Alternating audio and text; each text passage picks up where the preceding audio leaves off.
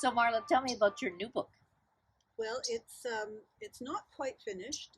This is a proof that I had made up because I have a couple of beta readers going through it to give me feedback, and it's called The Liberation of Oliver Rook, and it has a picture that my father took from a place that he lived. There was a fountain, and it has the picture of a very anguished looking character, and Oliver Rook is a very anguished man. He is on a train going to Toronto to be with his children. He starts out as Oliver Eastman, but changes his name later on, as his children have done. And while he's on this train, he reminisces about his life, about what brought him to this place to be running away from Vancouver, running away from his wife, and going to be with his children. I used to live in Toronto, so and I'd made that trip with my dad actually from Vancouver to Windsor, Ontario, where I'm from. So I know the trip. You know, this fellow meets a person on the train who is very helpful in his life. You're involved in the Writers Society. If anyone out there wants to try their hand at writing, what do you suggest they do? Learn to write by writing.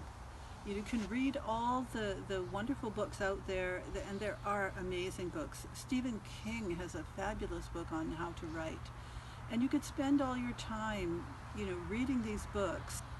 You learn to write by writing, and it's really important to get with a group of people who can give you feedback, because the feedback is what keeps you going. The feedback is what lets you know, is my writing having the right effect, or the effect I want on the reader.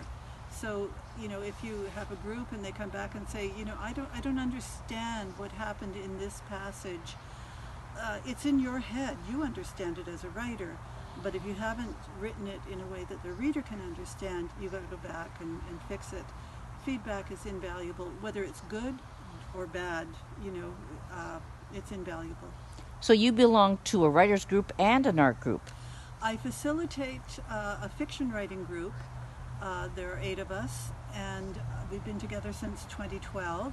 Most of us. We have, some have come and gone.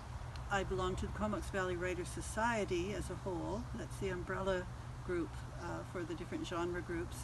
And I belong to ArtSphere, the art group, yeah. So if they need to know more information, how can they find out how to get in touch with either you or the group? A website for the Comox Valley Writers Society.